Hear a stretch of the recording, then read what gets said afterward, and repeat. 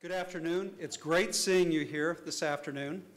I'm Gleaves Whitney, and I'm proud to be the director of the Hauenstein Center for Presidential Studies at Grand Valley State University.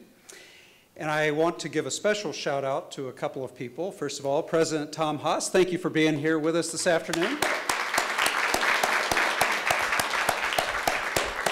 And to an individual who's just done a great job with our Leadership Academy, Chad Dowding in the back there. And my understanding is that we have 28 mentors with us, and led by John Wardrop. And I want to thank you for your commitment to the Cook Leadership Academy and our Leadership Fellows. Let's give them a hand.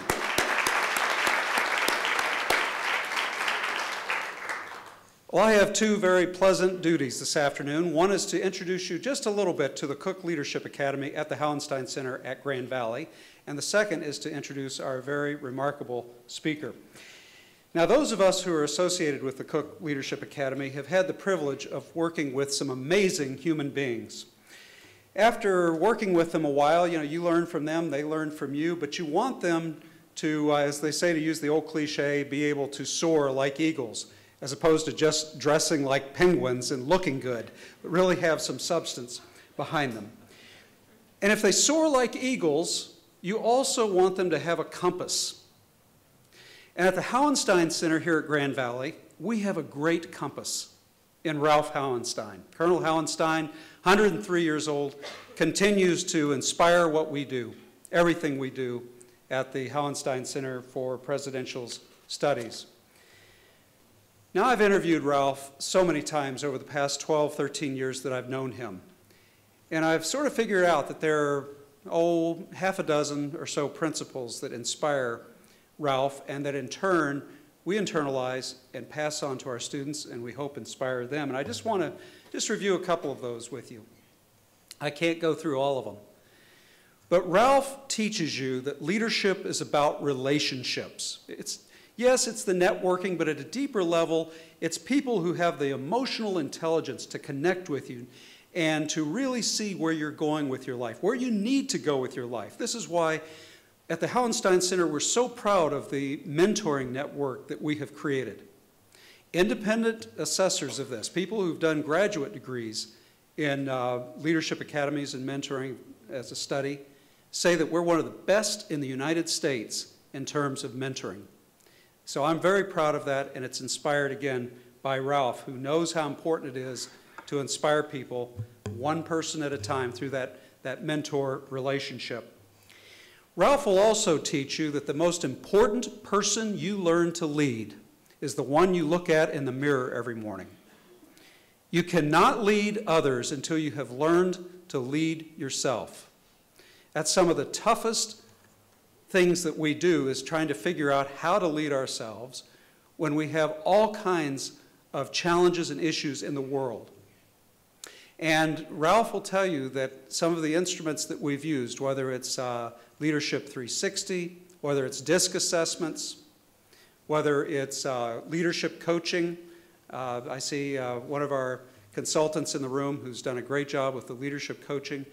It's allowing these students at a critical time in their lives to learn how to get to know themselves, their strengths and their weaknesses, and how to operationalize that in the world and compensate where they need to. Ralph will also tell you that leadership's transformational in the sense that you need to take the followers, so-called, and turn them into leaders. That's what leadership is about. It's not just standing on your high horse or your podium.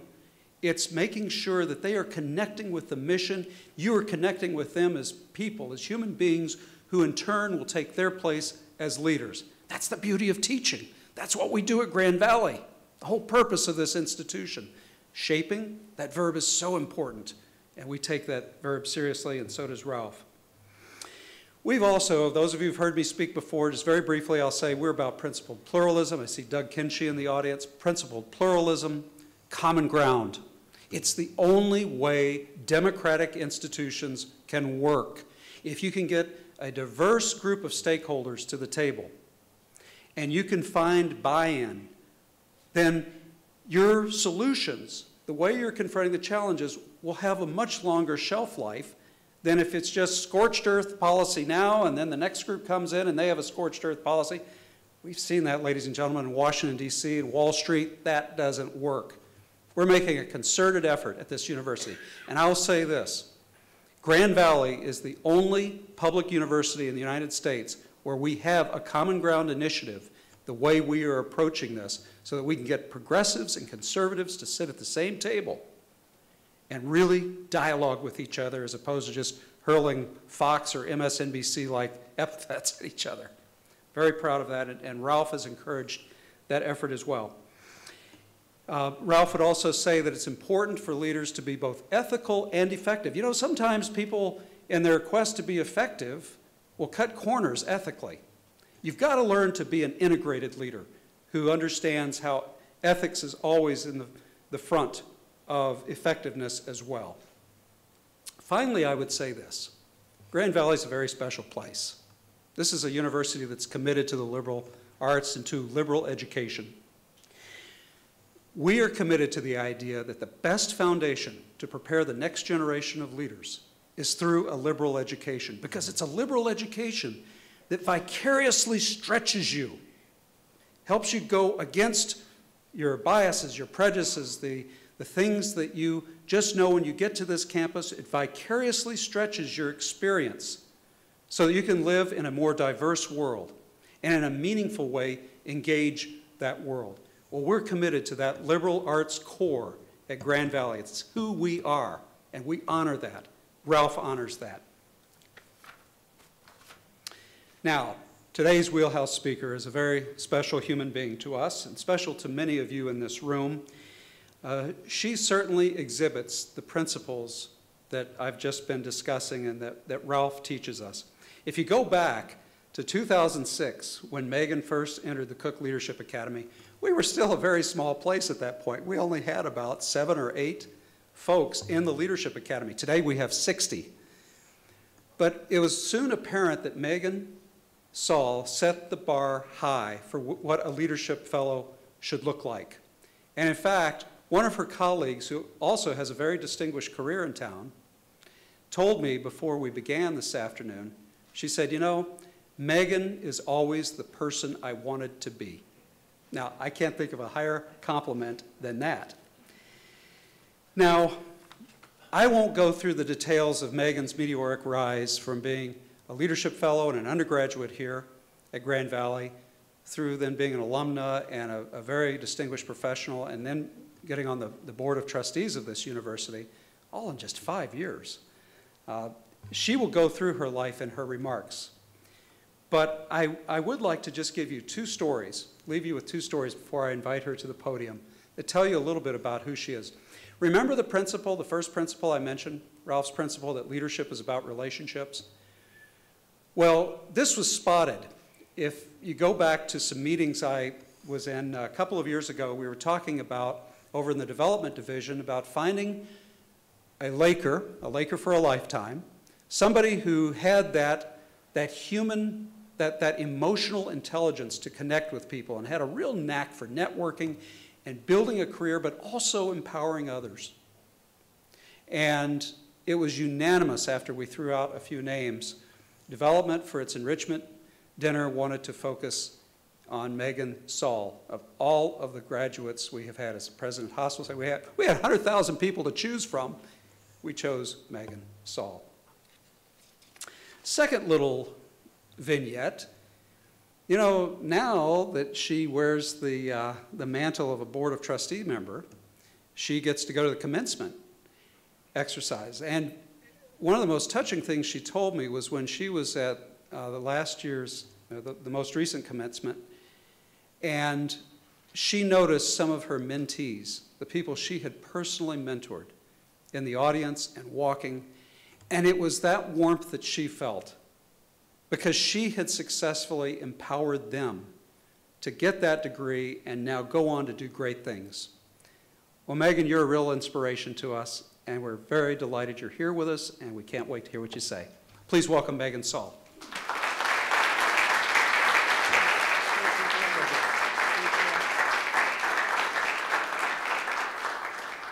Well, a big thanks to Gleaves for the very kind words, and thanks to all of you for coming. I see friends and faculty friends and others from the community, so it's great that you're here. I will apologize in advance that sometimes I'm not too terribly formal, even though I may appear that way. I brought my Mary Poppins bag because while I do like to use PowerPoint, I like some real things to throw around too. And I really just want to have a conversation. It's the end of the week, it's Friday, and I couldn't really think of anyone better who I'd love to share it with than you. So thanks for being here. On August 28th of this year, I got to do a really special thing, and I got to speak to our largest incoming class of freshmen ever at Convocation. And I stood in front of them, and I made a joke about how they thought that I was probably in their senior biology class last year, because some people mistake me for a high schooler at times, which is okay. I'll appreciate that. But part of the reason, you know, they always say when you stand on a stage, you have to tell people why you're credible. And aside from the very kind things that Gleef said, for the fellows who are here, and that's really who I'm going to focus my talk to today, I was you 10 years ago. I mean, as Gleef said, I was sitting in your seat. The first Leadership Academy, there were 12 of us, I think. We met in the Amway boardroom up on the 5th floor. I think Mary Daly Brown was there, and we brought brown bag lunches, and we heard from people, and it was great. But I was you. I certainly don't want you to think at the end of this day that you need to be just like me, but I just want to share with you a little bit about how I have gone from those seats to right up here.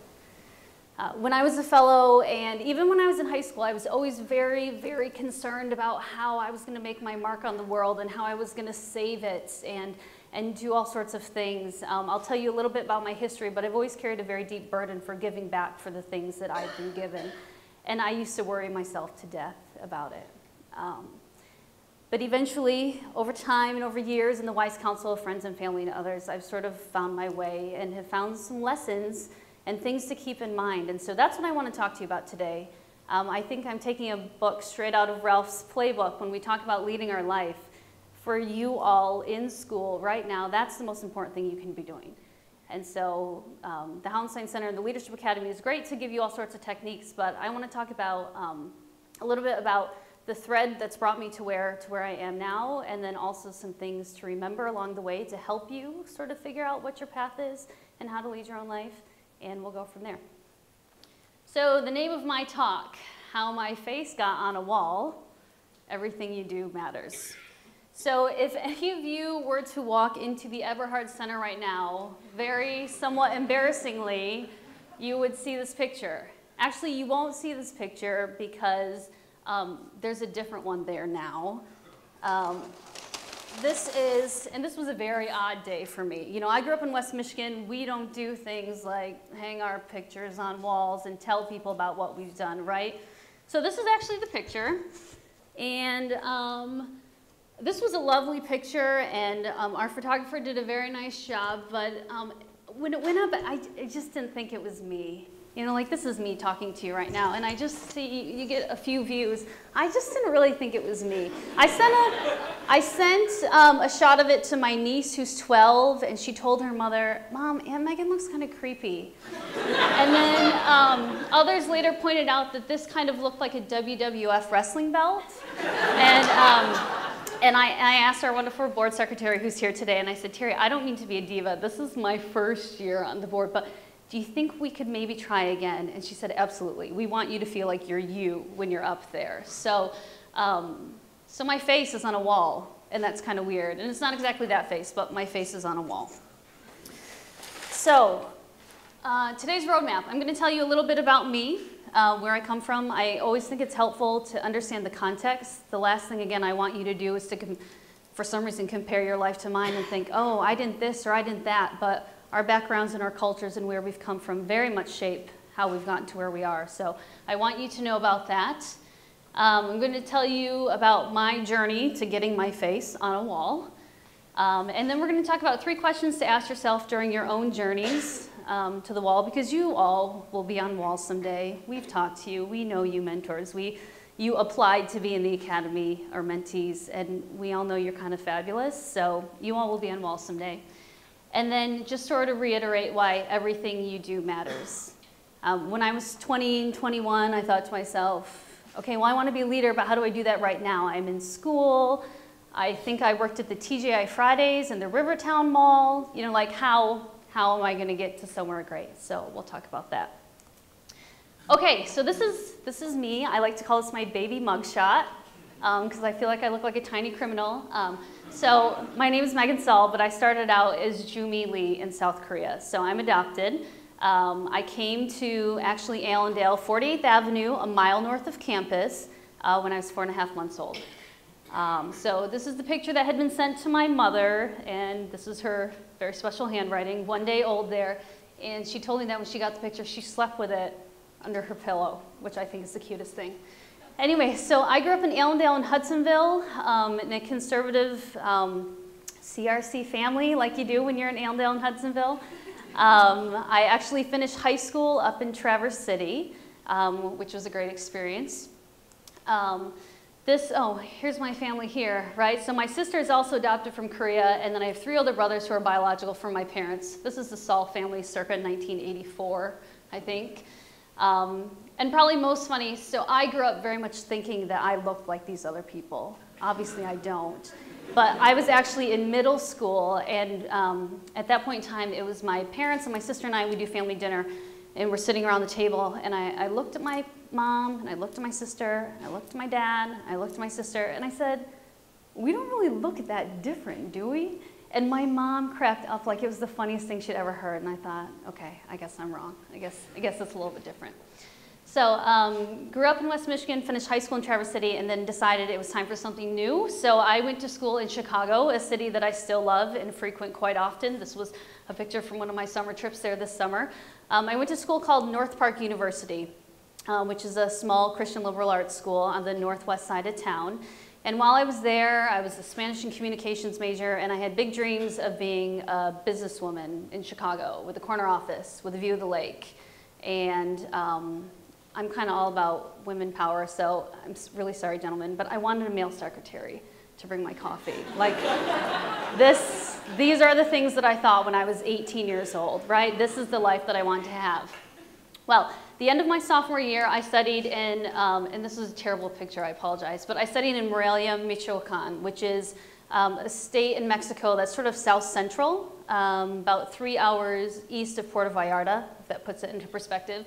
And I lived, this was the beautiful cathedral in town, and this was the capital city of the state of Michoacan. And my little flat was like on the other side of this building, across from a department store that played the weirdest music at all times of the day. We could never sleep because there's always this music. Well, my school, this is Avenida de Allende. My school was about a mile out. And so every day we would walk this. And because it was the capital city, you'd see some really contrasting things. I would see Mercedes with really wealthy business people and politicians going down the road. And then I would also see farmers coming in from the countryside with crops and wheat and other things, walking on the streets right next to these Mercedes. And I thought to myself, this seems weird. This seems weird. Like, I thought everybody lived life like we do in West Michigan or Chicago. I'd never been up close and personal with a developing country or a country that had such stark displays of both poverty and wealth. And it messed with my head, right? Like those kinds of situations do, but in a good way. So prior to going on this trip, I had a friend who had joined a missions organization, and she was going to a training school, and she said, you know, I think this would be a great program for you. At the time, I told her, that's so nice for you, Melissa. You go do that and run along, save the world, and I'm going to go sit in my corner office on Michigan Avenue. So fast forward, and I'm at this trip, and I'm like, and feeling very conflicted about these things, and this program just keeps popping up in my head. And I thought, what is this about? You know, what does this mean? And so I actually, by the end of the trip, decided that I was going to leave school after my sophomore year and pursue this training program and see where it led me. So my parents picked me up from the airport and take me to lunch, and the first thing I said to them was, guess what? And they said, what? I said, I'm not going back to school. And they said, you're crazy. Yes, you are. And I said, no, I really don't think so. And so after a lot of convincing, well, I don't think I ever quite convinced them, I left school. And I went to do a training program with this humanitarian organization down in Texas in the middle of the tumbleweeds, which was very awkward to go from Chicago to Texas, but did that. I did a 6-month training program with them, and then was asked to join an executive team that was going to Athens, because this organization had a history of doing outreach at the Olympics, and the 2004 games were coming up. So considered that, pondered that, and decided that that seemed like a great idea, right? It's hard to not think that moving to Athens isn't a good idea. And so in July of 2003, I moved to Athens, and I lived in a suburb called Marousi, which is actually where the Olympic Stadium was. And I had the most amazing opportunity to work there for about a year and a half, and work with some teams who were going to be coming in to be there during the games and to be friends with Greek people. Wouldn't you know, I had a group of 5 Greek young people who were my best friends while I was there, and they all sold Amway. Can you imagine? I said, when they asked me where I was from, I said, I'm from Grand Rapids, and they said, wait, do you know Ada, Michigan? I said, yeah, I know Ada, Michigan. I said, it's like in my backyard practically, and they're like, oh my gosh, you know, it was like the holy grail for them. So funny how that organization, and this is just a side note, is impacting lives all over the world, right? But just a funny thing for a West Michigan girl, it's Dutch bingo in the middle of Athens, right? finding people from home. So I lived in Greece for a year and a half, came home, and decided, oh, I also met Venus Williams while I was there. I was shopping downtown one day and turned around, and there she was. She didn't want to take her picture with me, but I kind of made her. So I came home and decided it's time to finish school. So my parents were here in Jenison, and I said, okay, let's go to Grand Valley. And so I started Grand Valley, international relations major, had a great time, learned lots of great stuff, met some of the folks here, which was amazing. The summer after, it's probably the summer of my sophomore, or it would have been my junior year, I was up in Traverse City, back up there with friends for the summer, and an email came through from the PLS department, and they were looking for student interns for some state senate campaigns that summer. And I thought, like, I said, oh, that sounds kind of interesting. I've always been sort of interested in politics, so I thought that sounds like a good idea. So that was my first foray into the world of campaigning, which is a very interesting world. If you ever get the opportunity, I would tell you do it. It's fun, it's interesting, it's fast-paced. You never know what's going to happen. I think the best part of this election cycle was getting to go to the post office and buy $4,000 worth of stamps one day for a mailing. They just gave me a blank check and said, please go buy these. And I said, okay, I'm happy to do that. So I worked on some Senate campaigns through the end of that fall. Had stacked my classes just right. I went to school all day Monday and Wednesday, took night classes Monday, Tuesday, Wednesday night, so I could campaign all day Tuesday, and then Thursday, Friday, Saturday, Sunday.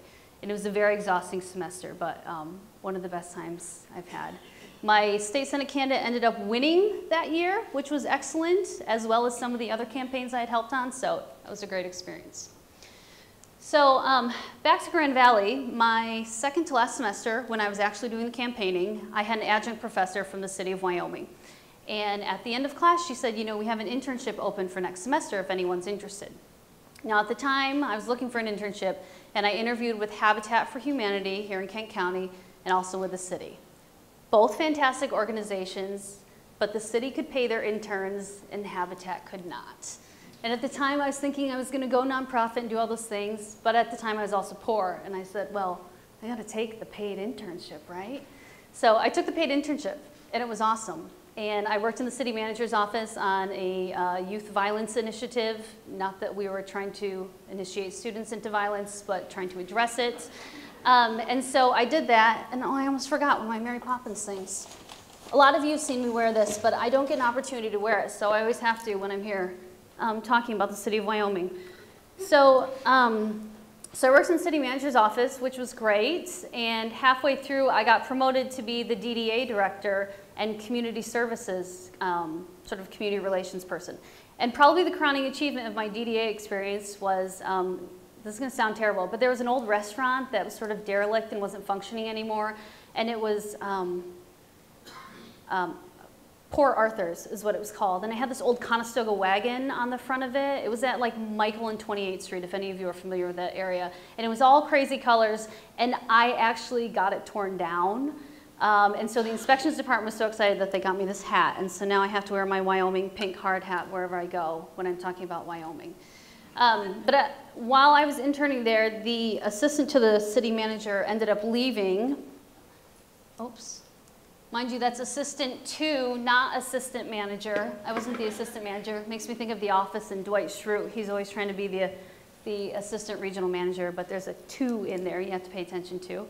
So I got to be the assistant to the city manager, which some people might say, oh, an executive assistant or an office assistant, but it was actually probably one of the best jobs I could have ever had because I got to be the gatekeeper. And all of my bosses' networks became my networks. And all the functions that they didn't want to go to, they would send me to. So I got to meet people and hear stories and learn things, and it was great. So I stayed at the city of Wyoming for about 3.5 years. And one day a friend called me up and said, remember the state senator you worked for in 2006? And I said, yes. And she said, he may call you tomorrow. And I said, okay. So he did call me and he said, hey, guess what? I'm running for Congress and I want you to come work on my campaign. And if we win, you can come to DC and work on the Hill for me. Now, when I was considering taking my full-time position in the city of Wyoming, I had also interviewed with a nonprofit in DC called International Justice Mission. Some of you probably know it. I have a real heart for the work that they do. It's a lot of social justice, mostly around human trafficking. And at the time I thought, yes, I'm gonna go to DC and I'm gonna save people's lives and it's gonna be awesome.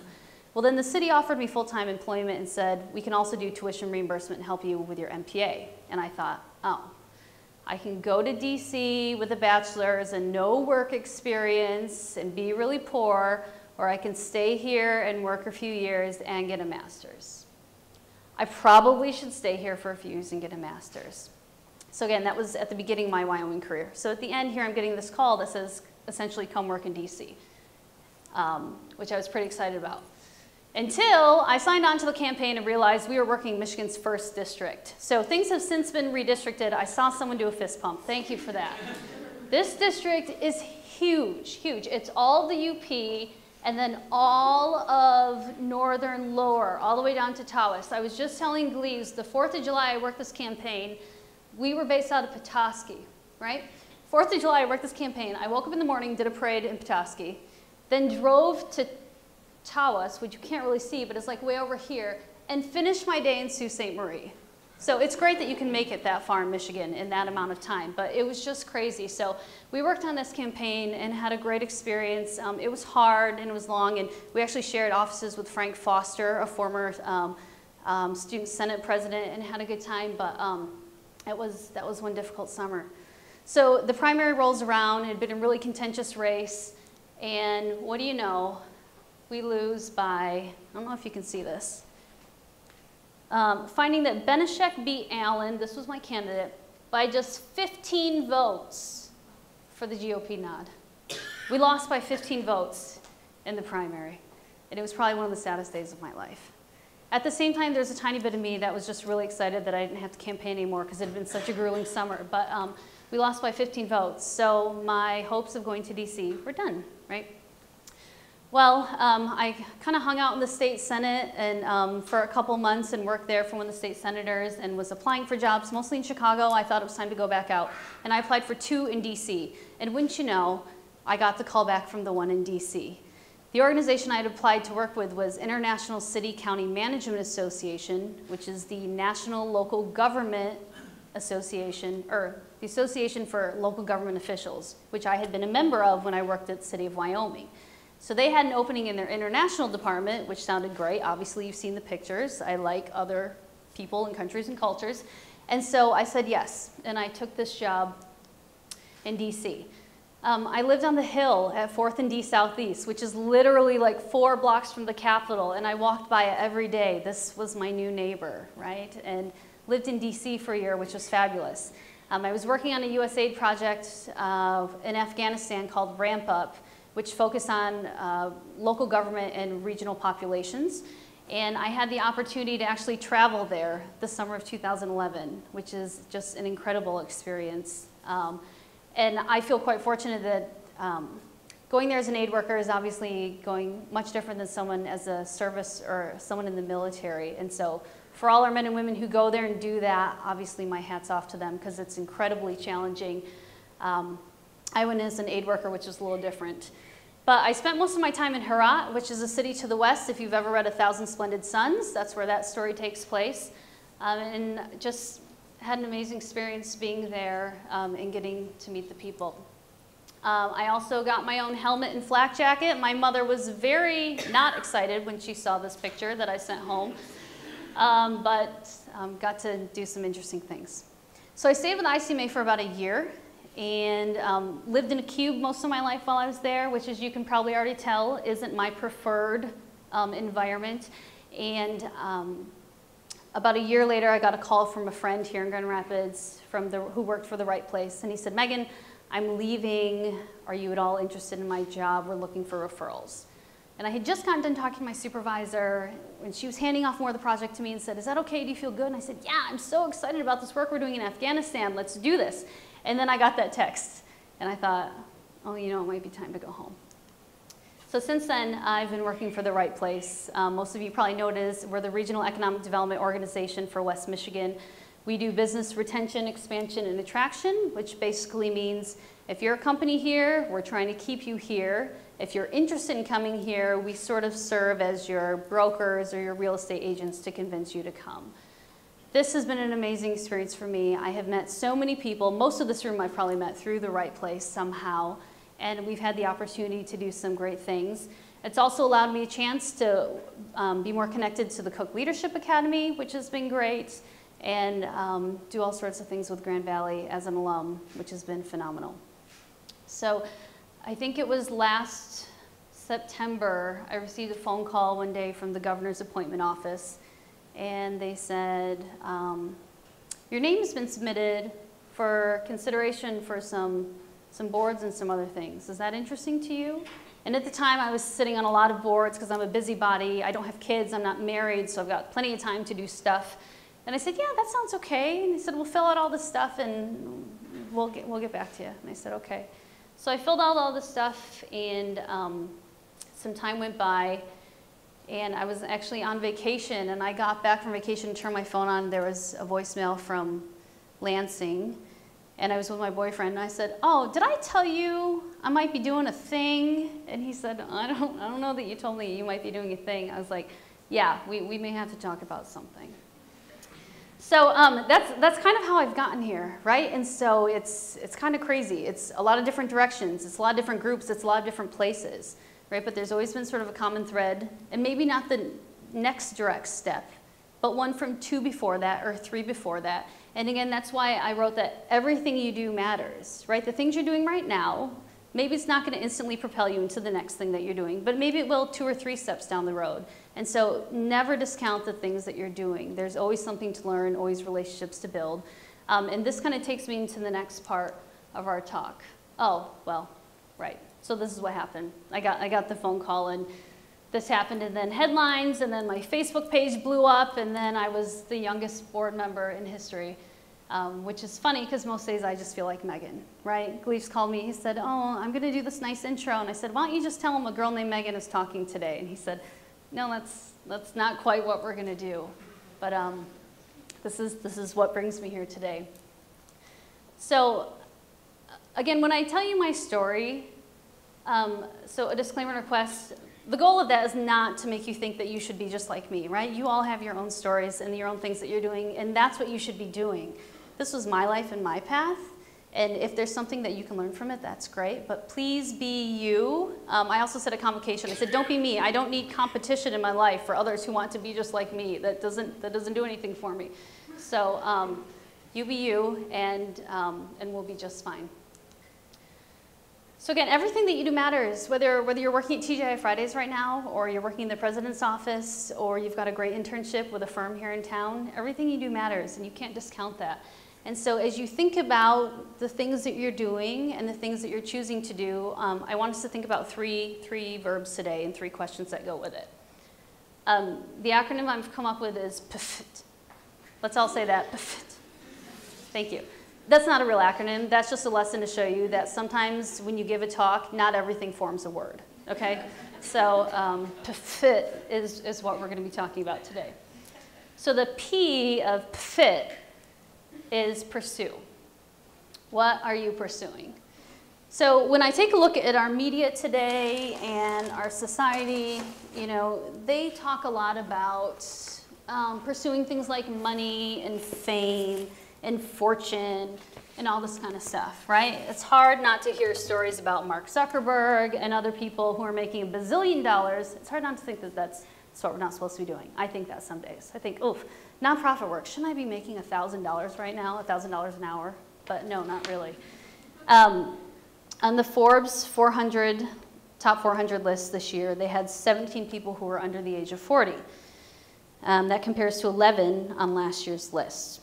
At the top is Mark Zuckerberg, who at the age of 31, that's 2 years younger than me, has an estimated $40.3 billion in net worth. His former co-founders, Dustin Moskovitz and Sean Parker, ring in at about 8.4 and 2.5. And then the creator of Snapchat, Evan Spiegel, who's 25, is worth $2.1 billion, right? So these are the things we're faced with, right? These are the things that the world tells us, you know, be beautiful, be skinny, be, I don't know, famous on YouTube, do these things, right? But I don't quite know that that's really what we should be going for. So I'd like to submit that there are 3 other things that we should be striving for at this time. First one is skills, right? This is Mr. T. And the reason I have this here is because when I talk to my recruiter friends these days, they talk about T-shaped individuals. So everybody put their arms out. Don't hit your neighbor, but put your arms out. T-shaped individuals. So the whole idea is that people should be like the letter T. So like my torso, you should be very knowledgeable in one area and go deep, but you should have the EQ and the ability to go wide with a lot of other things. I'm sure you've talked about this in some of your programs and some of the things you've done with the Cook Leadership Academy. If anyone knows of there's a really great design firm out on the West Coast called IDEO, and their CEO, Tim Brown, says, T-shaped people have 2 kinds of characteristics, hence the use of the letter T to describe them. The vertical stroke of the T is a depth of skill that allows them to contribute to the creative process. That can be from any number of different fields, an industrial designer, an architect, a social scientist, or a mechanical engineer. The horizontal stroke of the T is the disposition for collaboration across disciplines. It is composed of 2 things. First, one of Glee's favorites, empathy. It's important because it allows people to imagine the problem from another perspective, to stand in somebody else's shoes. Second, they tend to get very enthusiastic about other people's disciplines to the point that they may actually start to practice them. T-shaped people have both depth and breadth in their skills. So again, I would submit to you that one of the things at this point in your life, look for skills, right? Titles and money and all those things are important, but be gathering skills. Make yourself a more well-rounded person or a more T-shaped person. But this is something to be thinking about right now. And you probably have the freedom and the time, and I mean, not when you're in school because you're busy studying, but you have the time to be trying different things and looking at different things. So think about pursuing skills. Think also about pursuing relationships, and everyone loves a cute dog, so that's why I have this here. And relationships with people who you wouldn't necessarily think to have relationships with. In my business, I work with a lot of manufacturers, and so I go to a lot of events where there's manufacturers, and we talk about plastic injection molding and metal stamping and things of that nature. Well, I was at the first birthday of one of my friend's children, and I happened to be talking with the other parents there. And wouldn't you know, they worked for Amway and Steelcase and Bissell, and all these people I'm usually trying to get in to see, these were the people at this child's first birthday party, right? So in this time, again, think about pursuing relationships. Who's around you that you want to get to know? Who's within your network? Who's outside of your network? If you work, I'm going to use the TGI Fridays example again. The people that you're serving, you never know when someone might strike up a conversation with them. Again, my recruiter friends are constantly asking for resumes when they're out for dinner, so maybe keep them in your car just in case. But life is so much about relationships. So many of the positions I have gotten is because someone has referred me or someone has asked if I wanted to have an opportunity or if I was interested in something. So again, don't spend so much time thinking about, you know, the things the world is telling you want right now, but think about the people around you and what you're getting from these relationships.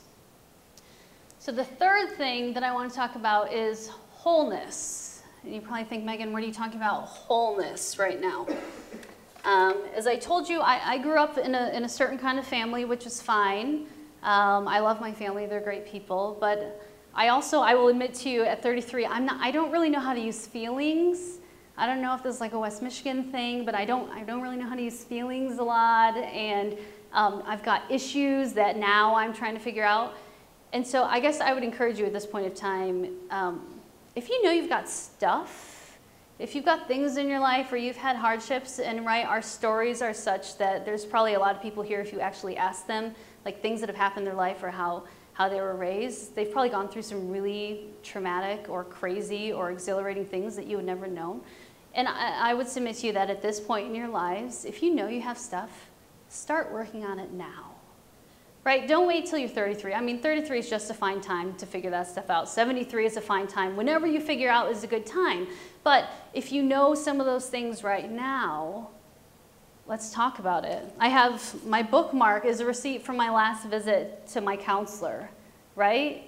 I think we're at a really great time in West Michigan where we're finally understanding that mental and emotional health is an important thing. But if you've got stuff, talk about it. I'm kind of obsessed with this book right now called Soulmates by Thomas More. I don't know if any of you have read Thomas, but he's great. But I get really caught up in the black and white of daily life and going from one thing to the next. And I'm just going to read you only a tiny section of the introduction. But Soulmates talks about our souls. Raise your hand if you stop to think about your soul today. Okay, we've got like 4 people in the entire audience. Exactly, right? So it talks a lot about our souls and how our souls are kind of these entities unto themselves. And so I'm going to read you just a snippet, and then you all can go read this. But things that we don't think about that probably we need to be thinking about. So Thomas says, the heart is a mystery, not a puzzle that can't be solved, but a mystery in the religious sense, unfathomable, beyond manipulation, showing traces of the finger of God at work. Like the resurrection of Jesus or the mission of Moses, the angelic visitation to Muhammad, or the enlightenment of the Buddha, the heart has its own mysteries, every bit as profound as the mysteries we encounter in the religions of the world. Everything associated with the heart, relationship, emotion, passion, can only be grasped and appreciated with the tools of religion and poetry. Yet in our time, we've tried to apply to the heart the same kind of mechanical and structural thinking that has made an astounding technological world. We regard marriages and families and speak of systems. We analyze whole societies according to grids and charts, and we try to help people relate, air quotes, to each other by organizing groups and developing exercises for communication and intimacy. There are so many things that are going on inside ourselves and in the world that have nothing to do with just the black and whiteness of the things we're studying or the facts that get presented to us. And explore those things. Find out what those things mean to you and pursue wholeness as you're figuring out how you're going to be leading your life and how you're going to move forward. So again, the P in P is pursue. And rather than money and fame and power, let's think about pursuing skills and relationships and wholeness. So the F in P is filter. And I'll tell you why I think this is important. West Michigan is a great community, but it's a very busy community. We love to help one another out. We love to get behind causes and things, but it can sometimes be exhausting. I see a few friends in the room here who are probably at events 4 or 5 nights every night of the week. And some of you who are younger and wish that you were at events 4 or 5 nights a week, it can be great, but it's also very tiring. And if you have families and if you have kids, it can be hard. So when you think about the things you're pursuing, let's think about how you're going to filter through those things and how you're going to pick and choose and make sure that you're spending your time with the best ones. So how are you filtering? Well, first of all, what goes in the filter? Well, it kind of depends what you're pursuing, right? Are you pursuing a new skill? Are you pursuing a new relationship? Are you pursuing wholeness? Well, if those are things you're pursuing, then you have to make sure that you're taking time for those and making priorities with those, and that means sometimes you filter out the other stuff. Maybe it's a random weekend trip somewhere, or maybe it's, I don't know, maybe it's a second drink when you're out with your friends, or I don't know what it is, but thinking through those things and filtering and figuring out, is the choice that I'm making right now to either be engaged in this event or activity or choose this major or whatever, does it follow along with the things that I'm pursuing or does it not? Another reason that you need to filter is because ain't nobody got time to be doing 1,000 things all the time, right? You've all seen these pictures, right? The before and after. You know, however you feel about our president, this poor man has been working so hard for the last 6 years, and it's always astounding. And if you go online, I was going to show more pictures, but I decided not to. It's astounding what happens to these leaders before and after they take over and lead. It's a lot of work, and it takes so much time, and it's tiring. So you need to filter so that you have time to fit all the things in your life that you want to be pursuing. Also, I have this little phrase called picky choosy. Again, I think in this age with Twitter and Facebook and Instagram, we see all the things our friends are doing and our contemporaries, and we think we need to be doing all the same things that they are, but that's not true, right? Not all of us can be triathletes. Not all of us can be amazing bakers. Not all of us can travel the world every weekend. Like, you need to do your own thing, right? And so this is, a bunch of you have probably seen this. This is suggested food to make football chocolate strawberries for Super Bowl, right? So this is something that you'll see on Pinterest, and you'll see it and think, oh my gosh, I should make those. That's what I should do. And then when people in real life make them, this is what they look like, right? So again, be picky choosy about the things you're putting your time and efforts towards, because you don't have to do the things that everyone else does. Just do the things that you want to do. So we have pursue, we have filter, because you don't have time and you have certain things that you are pursuing and life gets tiring. And the last one is trust. Who are you trusting? What are you trusting? And again, I love what Gleef said in speaking about Ralph and about leading your own life. So does anyone know what this is or where this is? Somewhere in West Michigan. Okay, this is an aerial view of Hastings, Michigan. And I'm going to explain to you an experience that I had there. So I'm going to unbutton my jacket. So pretend this is the aerial view. So for my birthday this year, my boyfriend told me that he would take me skydiving, which is something I've always wanted to do, right? So one day we get up and he says, today's the day, let's go. I had no time to really prepare for this. I said, okay. So raise your hand if you've been skydiving. Okay, a few. All right, so a few of you will understand this. So we get in this little plane, and first of all, the plane is from like 1957, a little Cessna Sandpiper thing. All the seats are ripped out of the inside except for the pilots. So I climb in, and we're going to pretend that this is the door. Okay. So I'm going tandem because I've never done this before, and clearly I can't throw myself out of a plane by myself. So the guy, and don't worry, I didn't wear these shoes. My tandem partner is sitting behind me, and then my boyfriend's to the back, and another guy here, and then the driver, or the pilot, the pilot. So they say to me, okay, we're gonna taxi back and forth till we get to about 10,000 feet. At about 9,500, we're gonna open the door, and when the door opens, the gentleman behind me said, I'm gonna put out my leg, you put out both your legs, then I'll put out my other one, and then we're gonna go 1, 2, go. And I said, okay, I can do this. So we're going, it takes like 20 minutes. That's the worst part, going up 20 minutes. And the gentleman next to me had an altimeter on his wrist, and so I'm watching, and I'm getting ready for that 10,000 feet on there. All of a sudden we hit like 9,000, 9,500, and the door goes open, and it goes, whoosh. And I looked out, and that's what I saw. I'm not even joking, that is what I saw, and I thought, oh my goodness, you have got to be kidding me. What am I doing right now? And so I look over at my boyfriend, and he looks like this is the best day of his life. Christmas has come early. He's just so excited to hurl himself out of this plane. So I decided, I said, I don't have a choice. I'm not getting back down to the ground in this plane. And so it was literally like this. It was like one leg out, and then the other leg out. And then I'm hanging on to the inside of the plane, and the guy says, well, you have to let go. And I said, oh, right. And so we did this, and we went 1, 2, go. And I was out falling probably like 120 miles per hour through the air. And it was awesome. It was one of the best things I have ever done. But I got done with it, and I realized sometimes you just have to decide in your brain that you're going to trust, right? That you're going to trust that the person behind you knows what they're doing. You're going to trust that the chute's going to open. You know, you can look at physics and figure out that, yeah, parachutes do work and all that's going to be just fine, but to a certain extent, you don't know. And some days you just have to trust and go. And so I tell you that story. Oh, and I made it safely to the ground. That's me. That's my boyfriend, Steve, and I was alive. I sent this picture to my mom. I said, hey, look, we're going skydiving. She said, oh my gosh, did you already go? I'm so nervous. And I said, no, we're going. We're safe. And she goes, oh, okay. I'm glad to hear that. That's fine then.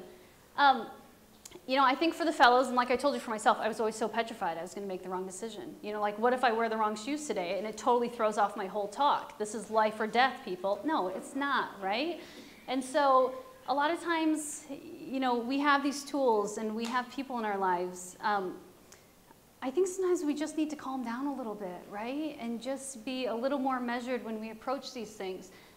There's this great article, Stop Worrying About Making the Right Decision, where this gentleman, Scott McNeely, co-founder of Sun Microsystems, CEO for 22 years, says, "It's important to make good decisions, but I spend much less time and energy worrying about making the right decision and much more time and energy ensuring that any decision I make turns out right. Focusing on the choice minimizes the effort that will inevitably be required to make any option succeed and diminishes our sense of agency and ownership. In contrast, focusing on the effort that will be required after our decision not only helps us see the means by which any choice might succeed, it also restores our sense of agency and reminds us that while randomness plays a role in every outcome, our locus of control resides in our day-to-day activities more than in our one-time decisions." So when we're stuck or even paralyzed by a decision, we need more than rational analysis. We need to vividly envision ourselves in a future scenario, get in touch with the emotions this generates, and assess how those feelings influence our level of commitment to that particular choice. We can't always make the right decision, but we can make every decision right. Now, the beauty of this is, from my point of view, if you're being purposeful in pursuing the correct things, and if you're placing in filters so that you can balance out your life and make sure that you are making time for the things that you need in your life, for your soul and for your relationships and for skills, you don't really have to worry about this part as much. It's like the story I told you about my friend who told me, you know, you don't have to worry so much. It's just the friend who told me about the missions program. She said, "Megan, you just need to keep taking the next right step. Because if I'm trying to get to the banner over there, and I just focus about this step, and then I focus about this step, and I trust myself, and I pursue the right things, and I look for great relationships around me, and I just keep trusting," right? You can keep your feet on the ground even, and just keep looking for the next right one. Logically, you're going to get to exactly where you need to go. You're going to get to the wall if you just focus on these other things in the meantime. It's good to have goals and it's good to have dreams and visions for what you want to do, but if you think about your day-to-day actions and the plans that you're putting in place today or the next hour or tomorrow, I feel like we end up where we're supposed to be. So again, everything you do matters. When you think about your life, and I guess when you go home today, I want you to think about what am I pursuing and how am I filtering out those choices, and am I learning to trust myself, and am I finding people to bring around me that I can trust too? You're going to be fine, right? You're going to be better than fine. You're going to be great. And your face might end up on a wall, and then you can come and do this talk in a few years. But I really have no doubt that all of you are headed for good things, and if you can keep the priorities and keep sort of that flow going of where you need to be heading and how you need to be getting there, I trust that you will all be on a wall someday too. So, thank you very much.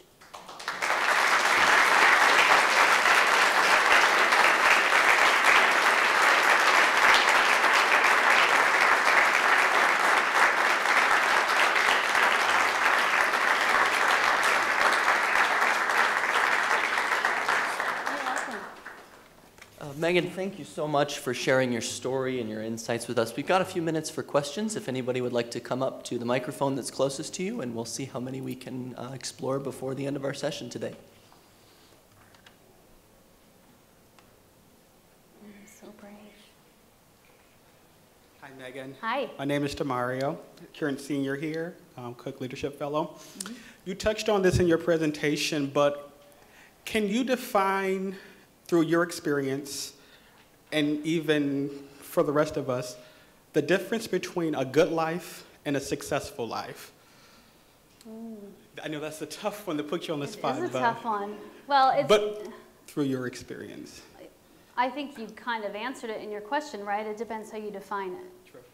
Right? So, I suppose in theory, a good life can be having comfortable salary and having friends and family and getting to travel occasionally or whatnot. And a successful life could be all those things plus getting deep value and meaning from each of those. Yeah, good and successful, I think it's just really all about how you measure it. You know, people talk a lot about how, you know, they get to the retirement parties and they look back at the 40 years that we've been working. You know, we have a Chick Blue, one of our what's her new title?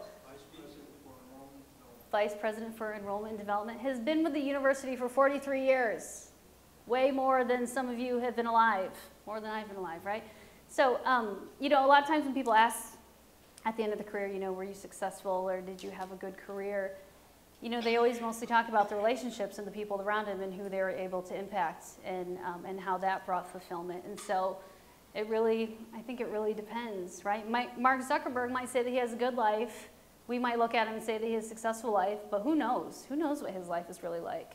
Maybe he never sleeps because he's just worried about Facebook's valuation every day, every minute of the day, right? Maybe all he's concerned about is the unlike button that they might put on there, right? Maybe that's a terrible life to have to worry about that. I don't know. But I think it's really all about, again, going back to the things that you're pursuing. What kinds of things are you pursuing? Are they valuable? Are they meaningful? That's really the stuff.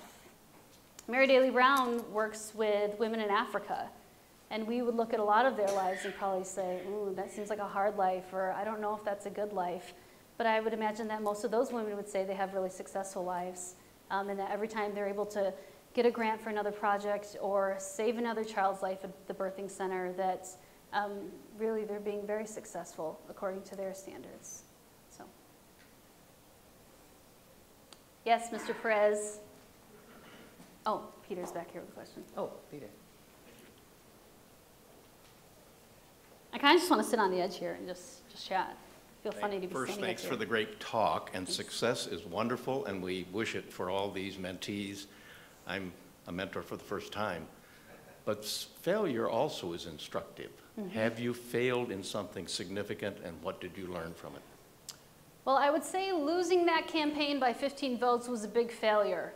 Not that I was the candidate myself, but you think a lot about whose door should I have knocked on? What other phone calls should we have made? What kind of wording should we have put on that campaign flyer or bulletin? Which debate should we have been a little bit better at? 15 votes is just a terrible thing to have to deal with. Terrible. That is something I wish on none of you ever. So that was really hard. Aside from that, I think for whatever reason, I've kind of been given the disposition that when stuff gets hard or stuff goes wrong, I kind of push through and figure out, okay, what did we learn from this? I rationalize a little too much, my counselor might say, but whatever happens, I'm always like, oh, well, it happened for a reason, and we can find a way out of this. And sometimes I ignore my own feelings or emotions because I'm just always trying to figure out what's good and what's great about this, and I don't take time to acknowledge that maybe it was hard or sad. But I kind of have that disposition where stuff goes wrong. You know, I could have, I don't know, kicked over this planter, and then I would have told myself, well, that's a lesson about the shoes that you do wear when you go speak at these talks, right? You should have done that differently.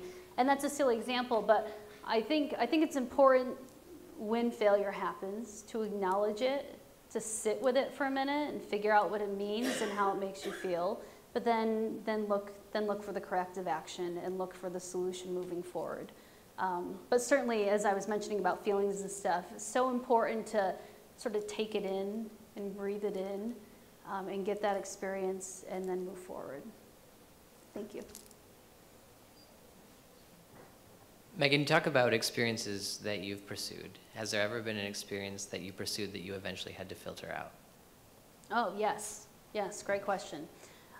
When I came back and worked for the right place, like I said, I'm kind of a busybody. I got asked to speak, or I found a lot of boards and commissions that I could be a part of. And so I signed up for all of them because I thought this was really great, right? Because this is how, one way that you can be a leader, you get involved with everything, right? So that's what I did, and I did too many things to the point that I was no longer effective with a lot of the things because I couldn't actually devote a true, honest amount of time to any of them. So that is, I will say that is probably an area that I feel that I have failed in, and again, now making corrective actions, scaling back on some of those things, but something that I would caution some of the fellows about. You know, it seems like you want to get involved with everything and do everything, but be realistic about how much time you have and how much you can actually accomplish and feel good about doing, right? I would feel terrible showing up at meetings and I had only read the packet just before I got there and I kind of knew what was going on, kind of didn't, and it doesn't feel good. And really in the interest of the organization, I mean, warm bodies is one thing, but that's not actually really what anybody ever wants, even when you're looking for numbers or whatnot. With the things you're doing, be committed and follow through and do a good job with them. And so I was very unsuccessful at over-committing and not being able to do a good job. Yeah. Yes.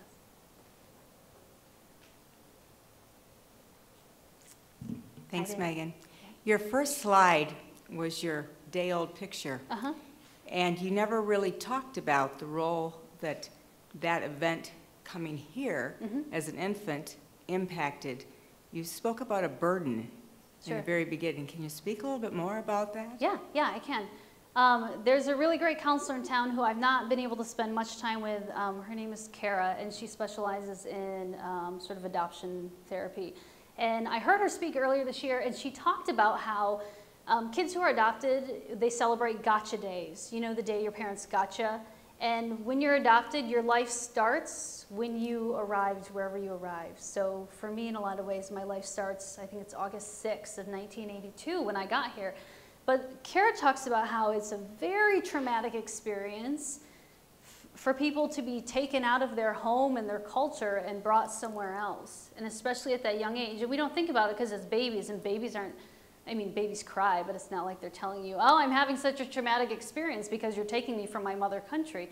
But that happens. And I think as we look at some of the refugee crisis that's going on in Europe and Middle East, North Africa, you're seeing the very real trauma that these people are having being taken from their homes.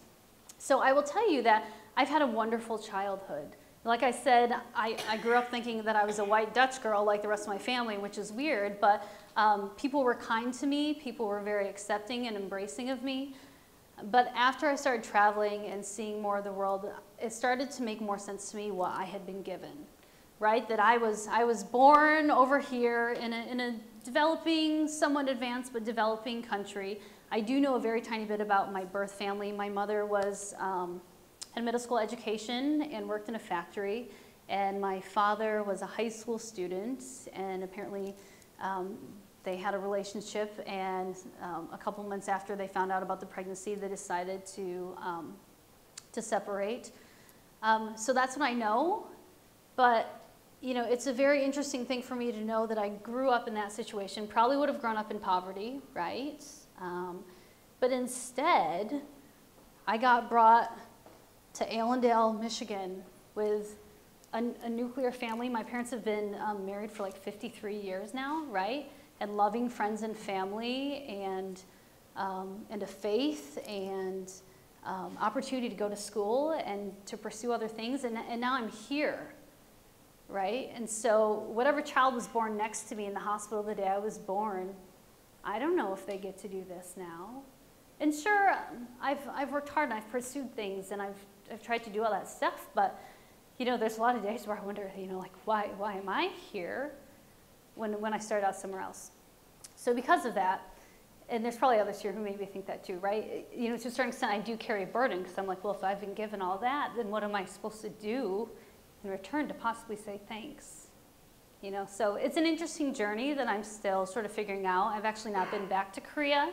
I have some friends in town. We call ourselves the delegation. There's a few of us. We're not, I mean, we're very American Koreans, which still means we're Koreans, but we're thinking about going back next year. But I think there's part of me that's scared because I really wonder what it will be like to be there and understand what I came from and then have to reconcile all those things. So thanks for that question, but I hope that helps answer. That's kind of how I feel, what I do, and the impact it's had on me. So I'm very blessed. I'm very deeply blessed.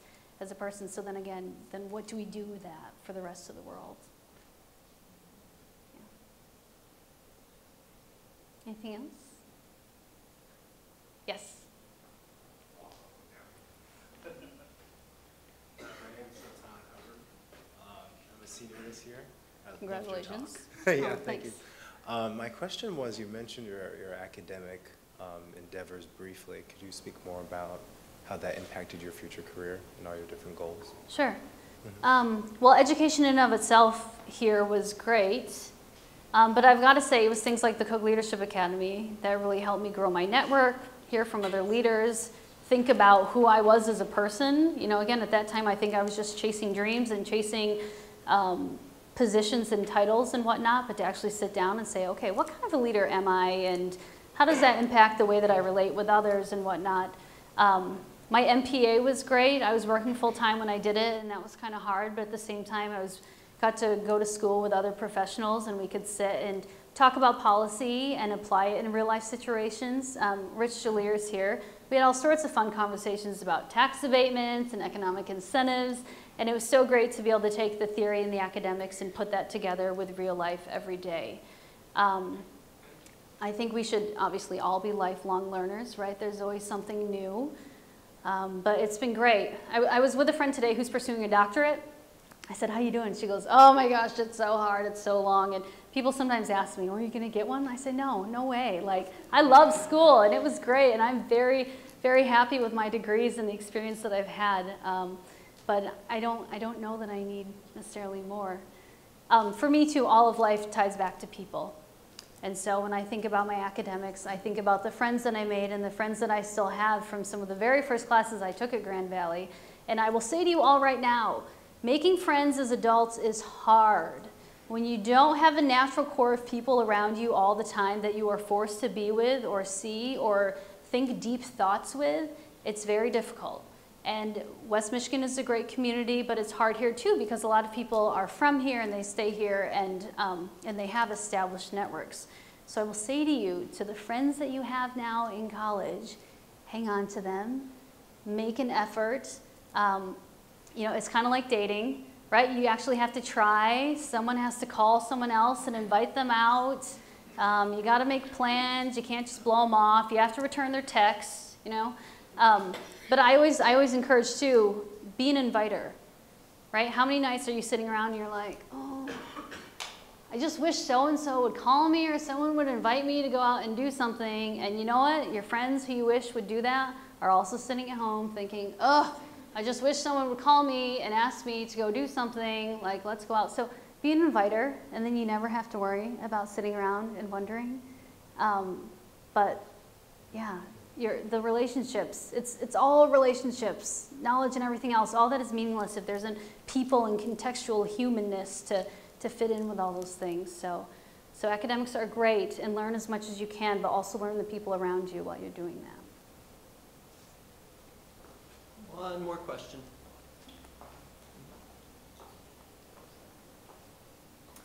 Anybody? I think they've had enough. Okay, Yeah. well, let's give another hand to Megan Sall.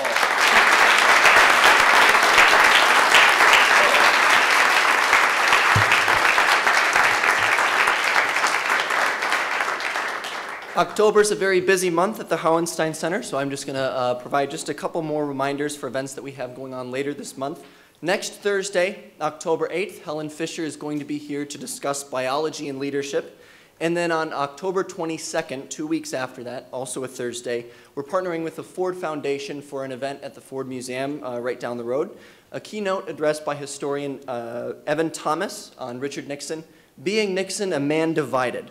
Again, that lecture will take place at the Ford Museum. Postcards with the specific details for those events will be available at the registration table that you'll see on your way out. And at this point, we'd just like to remind our CLA fellows, make your way to the Meyer Regency Room out and to the left, along with your mentors for a monthly gathering. For the rest of us, please stick around. We've got coffee and cookies in the lobby. We'd love to talk to you and be with you a little more. So thanks very much. Have a great night.